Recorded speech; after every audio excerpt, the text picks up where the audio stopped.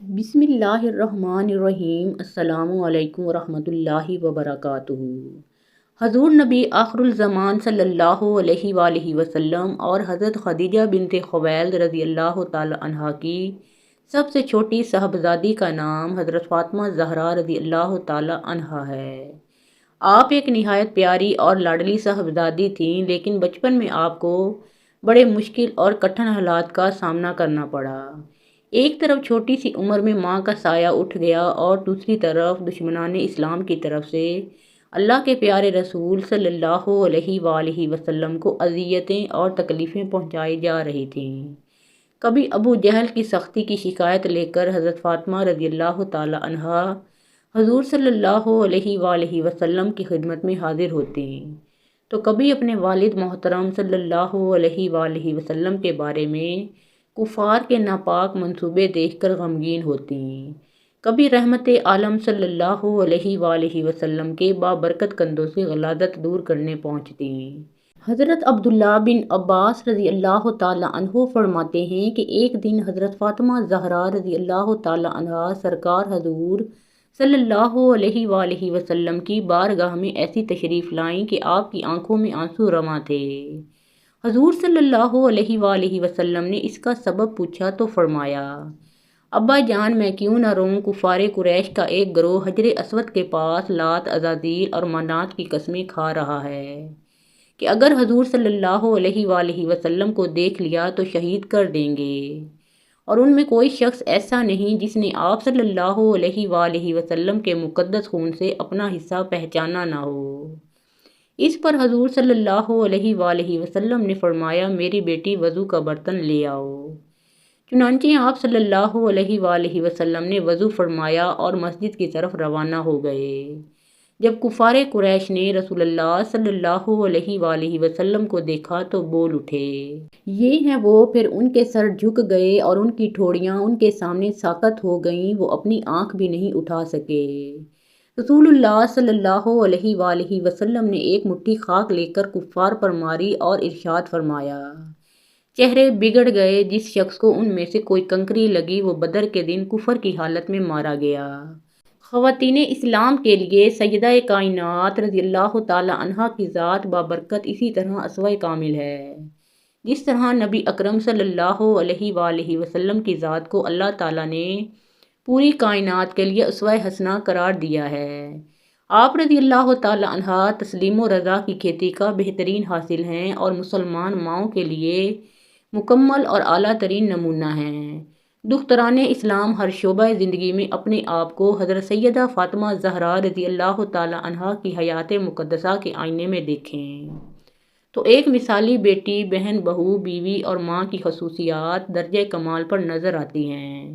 شہزادی کونین اور شمع شبستان حرم نبی صلی اللہ علیہ وآلہ وسلم حضرت سیدہ فاطمہ زہرا رضی اللہ تعالی عنہا کی پاکیزہ سیرت اور حیات طیبہ ہر دور کی مسلمان خواتین کے لیے ہر لحاظ سے نمونہ کمال اور واجب الاتباع ہیں، لہٰذا آپ رضی اللہ تعالی عنہا کی حیات مقدسہ سے روشنی حاصل کر کے موجودہ دور کی خواتین کو واضح نمونہ عمل دکھانا دینی ضرورت ہے۔ ہر خاتون جو معاشرے میں نیکی، بھلائی اور حسن عمل کے نقوش چھوڑنا چاہتی ہے، اس کے لیے اپنی پوری زندگی کو نبی آخر الزمان صلی اللہ علیہ وآلہ وسلم کے گھر میں پروان چڑھنے والی حضرت فاطمہ زہرا رضی اللہ تعالی عنہا کے معیار کے مطابق ڈھالنا ضروری ہے۔ شہزادی کونین حضرت سیدہ فاطمہ زہرا رضی اللہ تعالی عنہا 5 سال کی عمر میں ہی بالعموم ہر بچہ خارجی حالات اور واقعات کا شعور رکھتی تھیں، گویا فاران کی چوٹیوں سے چمکنے والا آفتاب نبوت جس کی کرنوں نے پوری انسانیت کو یکسر بدل کر رکھ دیا۔ اس کی پہلی جھلک سے مستفید ہونے والے چند خوش قسمت نفوس میں آپ رضی اللہ تعالی عنہا بھی شامل تھیں۔ نبی اکرم صلی اللہ علیہ وآلہ وسلم جب غار حرا سے کئی دن کے بعد لوٹتے ہوں گے تو یقیناً ننھی سیدہ دوڑ کر دروازے پر آپ صلی اللہ علیہ وآلہ وسلم کا استقبال کرتی ہوں گی اور سرور کائنات صلی اللہ علیہ وآلہ وسلم انہیں اپنے منور سینے سے لگاتے ہوں گے۔ ابتدائے وحی اور اس کی جملہ کیفیات نہ صرف آپ نے ملاحظہ فرمائیں بلکہ تجلیات الہیہ کو بالواسطہ جذب کرنے کا موقع بھی ملتا رہا۔ نیز اسلام کی خاتون اول حضرت سیدہ خدیجہ الکبریٰ رضی اللہ تعالی عنہا کی تربیت نے بھی آپ کی زندگی پر گہرے اثرات مرتب کیے۔ حضرت سیدہ فاطمہ زہرا رضی اللہ تعالی عنہا اپنے اخلاق، ذات و صفات، عبادت و عادات اور قول و فعل میں رسول خدا صلی اللہ علیہ وآلہ وسلم کے ساتھ سب سے زیادہ مشابہ تھیں۔ ایسا کیوں نہ ہوتا، آپ رضی اللہ تعالی عنہا بچپن سے لے کر تا دم عزیز حضور صلی اللہ علیہ وآلہ وسلم کے جتنے قریب رہیں۔ اس کا لازمی تقاضا بھی یہی تھا، اور پھر آپ ہی سے حضور صلی اللہ علیہ وآلہ وسلم کا نسب مبارک آگے چلنا تھا۔ اس لیے قدرت نے آپ کو رسالت محمدی صلی اللہ علیہ وسلم کا مکمل پرتو بنا دیا تھا۔ یہی حالت سیدنا امام حسن، سیدنا امام حسین رضی اللہ تعالی عنہما اور باقی ائمہ اہل بیت کی بھی تھی۔ جس کو بھی دیکھیں قول و عمل میں حضور صلی اللہ علیہ وآلہ وسلم کی مکمل شبہ نظر آتی تھی۔ حضرت سیدہ فاطمہ زہرا رضی اللہ تعالی عنہا نے مبدأ فیض صلی اللہ علیہ وآلہ وسلم سے فیوزات ظاہری و باطنی کے علاوہ ذہانت کا وافر حصہ پایا تھا۔ اس لیے ہر ذہین بچے کی طرح آپ بے مظاہر قدرت کو دیکھ کر اس کے خالق کا سراغ لگاتی تھیں۔ حضرت سیدہ فاطمہ زہرا رضی اللہ تعالی عنہا کی ساری زندگی فکر و فہم اور عبادات میں گزری۔ آپ دن کے کئی گھنٹے کچھ کھائے پیے بغیر گزار دیتی، لیکن حرف شکایت زبان پر نہ لاتی تھیں۔ حضرت علی المرتضیٰ رضی اللہ تعالی عنہ دینی فرائض سے فرصت پا کر محنت و مزدوری کرتے، جو کچھ ملتا اسے لا کر سیدہ کائنات رضی اللہ تعالی عنہا کے ہاتھ میں رکھ دیتے، اور آپ رضی اللہ تعالی عنہا اسے صبر و شکر کے ساتھ قبول فرما لیتی۔ کبھی ایسا نہیں ہوا کہ فکر و تنگ دستی آپ دونوں کے خوشگوار تعلقات پر اثر انداز ہوئی ہو۔ تنگ دستی پر صبر و ضبط کرنا شاید آسان ہو، لیکن اس حالت پر راضی اور خوش ہو کر اللہ کا شکر ادا کرتے رہنا اور چہرے پر کبھی ناگواری کے اثرات تک نہ لانا بہت بڑے حوصلے اور پختہ کردار کی علامت ہے۔ حضرت علی المرتضیٰ رضی اللہ تعالی عنہ فرماتے ہیں، فاطمہ رضی اللہ تعالی عنہا جس طرح اللہ تعالیٰ کی عبادت کو فریضہ سمجھتی ہیں، اسی طرح میری عطیات بھی قبول فرماتی ہیں۔ عبادت و ریاضت کے انتہائی سخت معاملات میں انہوں نے میری خدمت میں ذرہ بھر فرق نہ آنے دیا۔ وہ ہمیشہ گھر کی صفائی کرتی، چکی پر گرد و غبار نہ پڑنے دیتی، صبح کی نماز سے پہلے سب کچھ طے کر کے رکھ دیتی۔ گھر کے برتن صاف ستھرے ہوتے، ان کی چادر میں پیوند ضرور ہوتے، مگر وہ کبھی میلی نہ ہوتی۔ ایسا کبھی نہیں ہوا کہ گھر میں سامان خوردنوش موجود ہو اور انہوں نے کھانا تیار کرنے میں دیر کی ہو۔ خود کبھی پہلے نہ کھاتی، زیور اور ریشمی کپڑوں کی کبھی فرمائش نہ کی۔ طبیعت میں بے نیازی رہی، جو کچھ ملتا اس پر صبر و شکر کرتی، میری کبھی نافرمانی نہیں کی۔ اس لیے میں جب بھی صبر اور شکر کے اس پیکر یعنی فاطمہ زہرا رضی اللہ تعالی عنہا کو دیکھتا تو میرے تمام غم حل ہو جاتے۔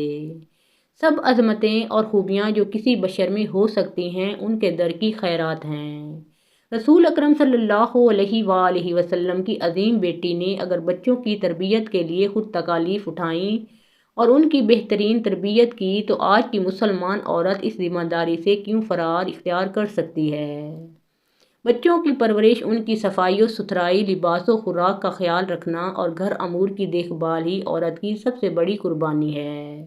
عورت کے اسی کردار کی آج سخت ضرورت ہے۔ آج کے ترقی یافتہ معاشرے میں غیر محفوظ عورت اگر اپنا وقار، عزت و مرتبہ اور حقیقی مقام دوبارہ حاصل کرنا چاہتی ہے تو اسے چادر زہرا کے سائے تلے آنا ہوگا۔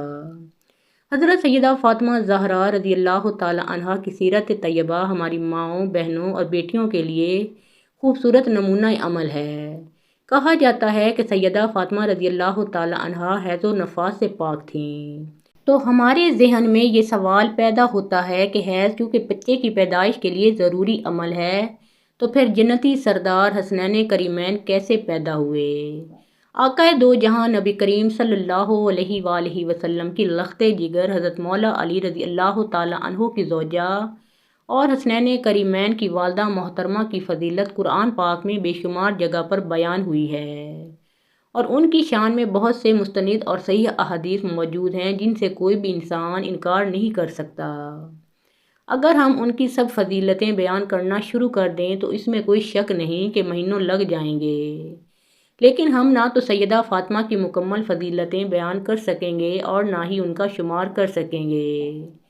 ناظرین، آج ہم امام الانبیاء حضرت محمد صلی اللہ علیہ وآلہ وسلم کی پیاری اور لاڈلی بیٹی کی فضیلت کی بات کریں گے، جو کہ فضیلت صرف انہی سے منسوب ہے۔ یہ کیسی فضیلت ہے کہ پوری کائنات میں صرف یہ فضیلت ایک ہی عورت کو حاصل ہوئی۔ ویسے تو سارے اہل بیت کی پاکیزگی اور طہارت کے حوالے بھی احادیث مبارکہ میں موجود ہیں، لیکن جگر گوشہ رسول حضرت فاطمہ رضی اللہ تعالی عنہا ایسی پاکیزہ عورت تھیں کہ اللہ تعالیٰ نے ان سے حیض و نفاس کو بھی دور رکھا۔ مسلم شریف کی حدیث ہے، جسے امام احمد بن حنبل اور امام نسائی نے بھی نقل کیا ہے۔ روایت کچھ یوں ہے کہ حضرت صفیہ بنت شیبہ رضی اللہ تعالی عنہا روایت کرتی ہیں کہ حضور نبی کریم صلی اللہ علیہ وآلہ وسلم صبح کے وقت باہر تشریف لائے۔ آپ صلی اللہ علیہ وآلہ وسلم نے ایک چادر بچھائی جس پر سیاہ اون کے قجاموں کے نقش بنے ہوئے تھے۔ حضرت حسن بن علی رضی اللہ تعالی عنہ آئے تو آپ صلی اللہ علیہ وآلہ وسلم نے انہیں اس چادر میں داخل کر لیا۔ پھر حضرت حسین رضی اللہ تعالی عنہ آئے اور وہ بھی چادر میں داخل ہو گئے۔ اس کے بعد سیدہ فاطمہ رضی اللہ تعالی عنہا آئیں اور آپ صلی اللہ علیہ وآلہ وسلم نے انہیں بھی چادر میں لے لیا۔ پھر حضرت علی المرتضیٰ رضی اللہ تعالی عنہ آئے اور آپ صلی اللہ علیہ وآلہ وسلم نے انہیں بھی چادر میں لے لیا۔ اس کے بعد آپ صلی اللہ علیہ وآلہ وسلم نے قرآن کی آیت پڑھی، اللہ یرید ان یذہب عنکم الرجس اہل البیت ویطہرکم تطہیرا، یعنی اللہ تعالیٰ چاہتا ہے کہ اہل بیت سے ہر قسم کی آلودگی دور کرے اور تمہیں خوب پاک و صاف کر دے۔ حضرت فاطمہ زہرا رضی اللہ تعالی عنہا کا نام فاطمہ، لقب زہرا اور بتول ہے۔ سیدہ فاطمہ نے بچپن بہت معصوم اور پاکیزہ گزارا۔ حضرت فاطمہ نے اپنے بابا حضرت محمد صلی اللہ علیہ وآلہ وسلم اور اپنی ماں حضرت خدیجہ رضی اللہ تعالی عنہا کی آغوش محبت میں بہترین تربیت حاصل کی۔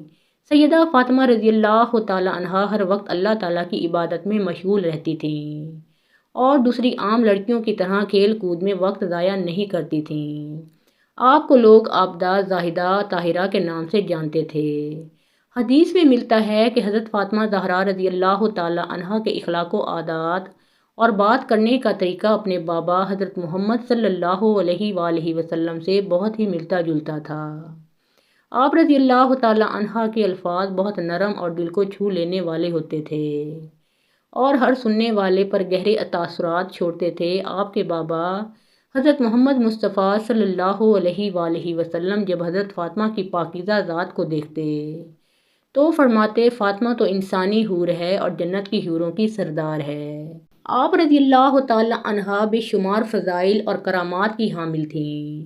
امت السادات، مختومہ کائنات، دختر مصطفیٰ، بانو مرتضیٰ، سردار خواتین، حضرت سیدہ طیبہ طاہرہ فاطمہ زہرا رضی اللہ تعالی عنہا، بتول رضی اللہ تعالی عنہا، عابدہ، زاہدہ، محدثہ، مبارکہ، زکیہ، سید النساء، خیر النساء اور خاتون جنت کے القابات سے موسوم تھیں۔ حضور نبی کریم صلی اللہ علیہ وآلہ وسلم فرماتے رہتے تھے کہ فاطمہ میرے جسم کا حصہ ہے۔ حدیث پاک میں ہے کہ حضرت فاطمہ رضی اللہ تعالی عنہا دونوں جہانوں کی عورتوں کی سردار ہیں۔ آپ صلی اللہ علیہ وآلہ وسلم نے فرمایا کہ جس نے میری لاڈلی بیٹی فاطمہ کو ناراض کیا اس نے مجھے ناراض کیا، جس نے مجھے ناراض کیا اس نے اپنے رب کو ناراض کیا، جس نے فاطمہ کو راضی رکھا اس نے اپنے نبی اور خدا کو راضی رکھا۔ امام نسائی رضی اللہ تعالی عنہ روایت کرتے ہیں کہ حضور نبی کریم صلی اللہ علیہ وآلہ وسلم نے فرمایا کہ میری بیٹی فاطمہ انسانی حور ہے جسے نہ کوئی گندگی اور رطوبت آتی ہے اور نہ ہی کوئی محل کچھ ہے۔ حضرت علامہ جلال الدین سیوطی رحمۃ اللہ علیہ لکھتے ہیں کہ جب بھی حضرت فاطمہ رضی اللہ تعالی عنہا کے ہاں بچہ پیدا ہوتا تو وہ ایک گھڑی کے بعد ہی نفاس سے پاک ہو جاتی، یہاں تک کہ ان کی نماز بھی صحیح ہوتی، اسی لیے ان کا نام زہرا رکھا گیا۔ حضرت سیدنا علامہ علی متقی ہندی رحمۃ اللہ علیہ لکھتے ہیں کہ خاتون جنت کی شان و عظمت میں حدیث پاک نکلتی ہے کہ حضور نبی کریم صلی اللہ علیہ وآلہ وسلم نے ارشاد فرمایا، میری بیٹی فاطمہ انسانی شکل میں حوروں کی طرح حیض و نفاس سے پاک ہیں۔ حدیث میں یہ بھی ہے کہ حضرت علی رضی اللہ تعالی عنہ سے روایت ہے کہ میں نے اللہ کے رسول صلی اللہ علیہ وآلہ وسلم سے پوچھا، یا رسول اللہ، آپ نے بطول نام کیوں رکھا؟ تو آپ صلی اللہ علیہ وآلہ وسلم نے فرمایا، ایک حضرت مریم بطول تھیں اور دوسری فاطمہ بطول ہے۔ بطول وہ ہے جس نے سرخی نہ دیکھی۔ اللہ تعالیٰ نے حضرت محمد صلی اللہ علیہ وآلہ وسلم سے وعدہ کیا کہ میں حضرت فاطمہ کو تمام غلاظت و آلودگی سے پاک رکھوں گا۔ یہی وجہ ہے کہ اللہ تعالیٰ نے حضرت فاطمہ رضی اللہ تعالیٰ عنہا کو ہر قسم کی گندگی سے پاک اور صاف رکھا تھا۔ حضرت فاطمہ رضی اللہ تعالیٰ عنہا اپنے بابا حضور نبی کریم صلی اللہ علیہ وآلہ وسلم سے بہت ہی مشابہت رکھتی تھیں۔ آپ جب چلتی تھیں تو دیکھنے والے کو حضور صلی اللہ علیہ وآلہ وسلم کی یاد آ جاتی تھی۔ آپ کا لہجہ، بات کرنے کا طریقہ، کھانا پینا، اٹھنا بیٹھنا سب اپنے والد گرامی حضرت محمد صلی اللہ علیہ وآلہ وسلم جیسا تھا۔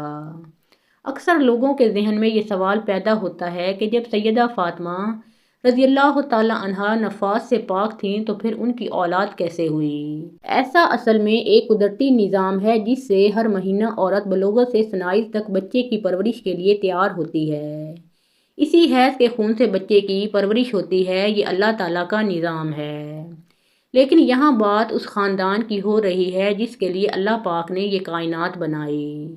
اس لیے جب بات تخلیق کائنات حضور اکرم صلی اللہ علیہ وآلہ وسلم کی بیٹی کی ہو تو اللہ پاک نے اس کائنات کے نظام کو بدل دیا۔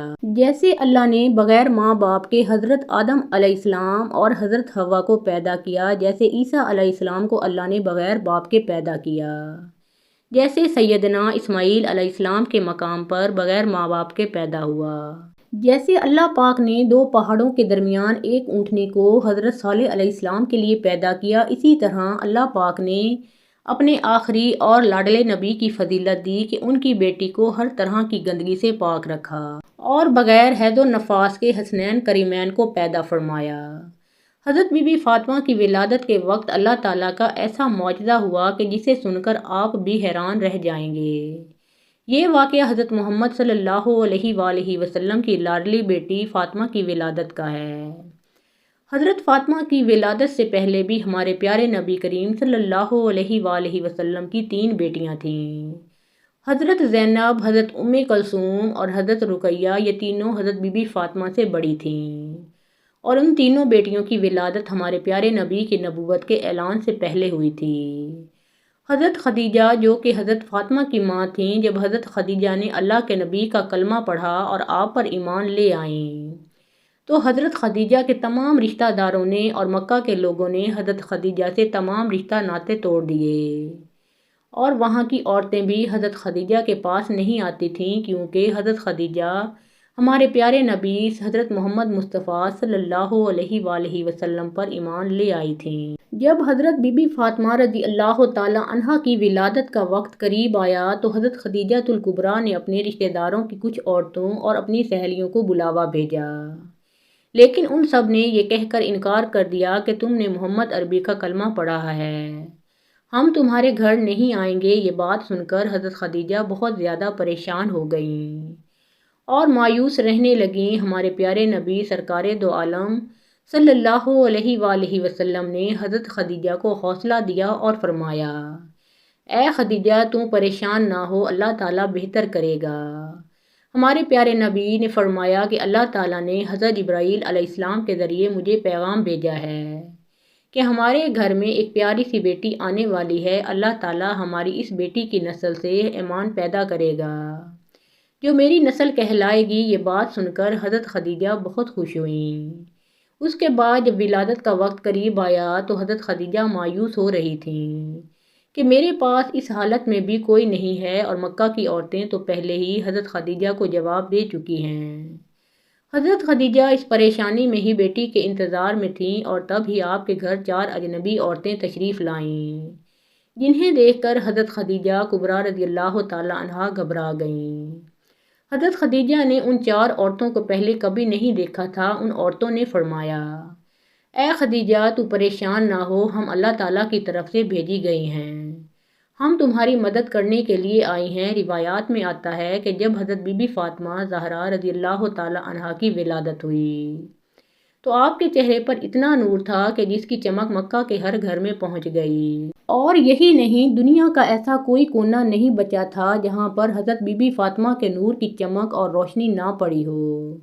اس وقت جنت سے 10 حوریں حضرت خدیجہ کے پاس آئیں۔ وہ حوریں اپنے ساتھ آب کوثر کا پانی لے کر آئیں، جس پانی سے حضرت بی بی فاطمہ کو غسل دیا گیا اور جنت کے کپڑوں سے ان کو لپیٹ دیا گیا۔ حضرت بی بی فاطمہ کی ولادت کے بعد اللہ تعالیٰ نے جنت سے بی بی فاطمہ کے لیے لباس بھیجا اور آب کوثر کا پانی بھیجا، جس سے بی بی فاطمہ کو غسل دیا گیا اور جنت کے کپڑوں سے بی بی فاطمہ کو لپیٹا گیا۔